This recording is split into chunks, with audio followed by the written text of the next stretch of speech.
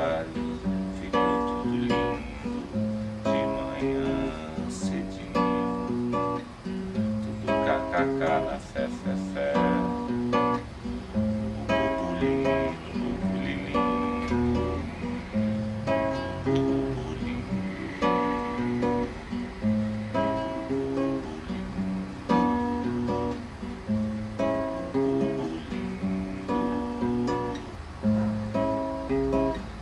talvez pelo buraquinho invadiu minha casa, me acordou na cama, tomou meu coração e sentou na minha mão.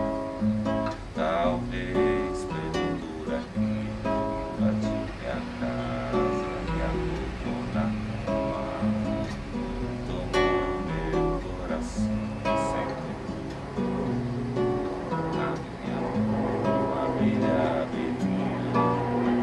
Nunca tinha pensado em gravar o Acabou Chorar, e porque talvez por ter uma admiração tão grande pela gravação original dela, a responsabilidade, né, o temor de regravar uma canção como essa é grande.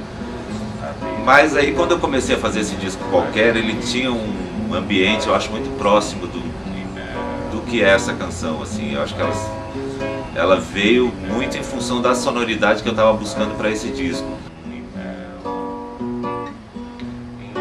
Eu fiquei 10 anos nos Titãs, de 82 a 92, eu saí no finzinho de 92. E saí para fazer esse trabalho solo que eu venho fazendo, quer dizer, para ter essa liberdade, principalmente de lidar com uma diversidade maior de gêneros. Tem uma série de coisas que eu vinha compondo que não cabiam, vamos dizer assim, no consenso do que eram os Titãs, né? De 8 pessoas ali, todo mundo compõe, todo mundo participa dos arranjos, todo mundo tem a sua opinião, então tudo era muito consensual e tinha um certo cansaço, né, dessa coisa de agir em grupo, da atitude de banda, tudo isso, e um desejo de mostrar grande parte da minha produção que não teria espaço, vamos dizer assim, na sonoridade que os Titãs apresentavam. Acho que eu venho exercendo isso a cada disco, né, procurando, meio curioso, instigado em fazer coisas novas em relação ao que já fiz. E esse tipo de autonomia, assim, era o que eu queria poder exercer, né, criativamente. Eu já vinha desde aquela época fazendo os livros de poesia, né? Essas coisas sempre andaram meio juntas assim na minha produção, a poesia nos livros e nas canções. Eu acho que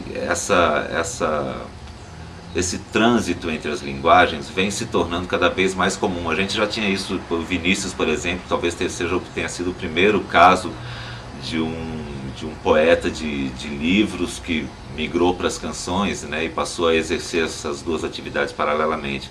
Depois teve os poetas concretos, que também tinham uma produção em várias áreas, né, misturavam linguagens, tudo isso. E a gente tem, assim, na tradição brasileira, vários poetas que trabalharam com canção, como Ali Salomão, como Torquato Neto, como Paulo Leminski. Quer dizer, essa ponte já era uma coisa natural em algumas figuras ícones, assim, da nossa tradição. E para mim sempre foi muito natural, assim. Eu acho que pelo fato de ter a matéria verbal entre as diferentes atividades que eu exerço, eu faço poema para ser lido em livro, faço poesia visual para ver num cartaz ou numa escultura, faço poesia com o movimento da palavra na tela do vídeo, e faço canções, né? Que cada linguagem dessas é diferente da outra, mas como existe a palavra em tudo que eu faço, isso serve quase que um porto seguro de onde eu posso me aventurar em outras linguagens. Eu não me vejo, por exemplo, como músico instrumental, fazendo só música. Eu faço canção, que é uma coisa que envolve a palavra. Eu também não me vejo como artista plástico, fazendo uma produção plástica que não envolva a palavra. Eu faço poesia visual, sabe? Então tudo que eu faço tem esse território comum que eu acho que possibilita esse trânsito, né? Eu nunca decidi que ia ser cantor, mas logo cedo, quando começava já adolescente ainda, comecei a fazer os primeiros poemas, eu já estava tendo aula de violão e já tinha desejo de fazer canções, talvez muito por uma necessidade de entoar, sabe? Fazia os poemas, mas também queria dar a eles outra carga de significação, e era apaixonado por música, então já queria logo compor as minhas músicas.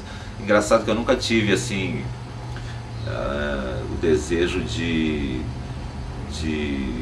ser instrumentista, sabe? Ou tocar músicas de outras pessoas, ou fazer covers, nem nada disso. Sempre queria mostrar as minhas composições, sempre fui, antes de mais nada, compositor, assim. Olha, eu acho que o tropicalismo, já falaram isso, né? Que foi como que um último movimento, assim, porque fez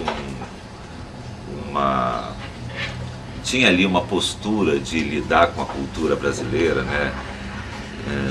As suas múltiplas influências, tudo isso, essa ideia da mescla, e eu acho que essa ideia da mistura se tornou uma realidade cultural com a qual a gente convive hoje em dia. Então a minha geração já pegou isso como algo incorporado na cultura brasileira.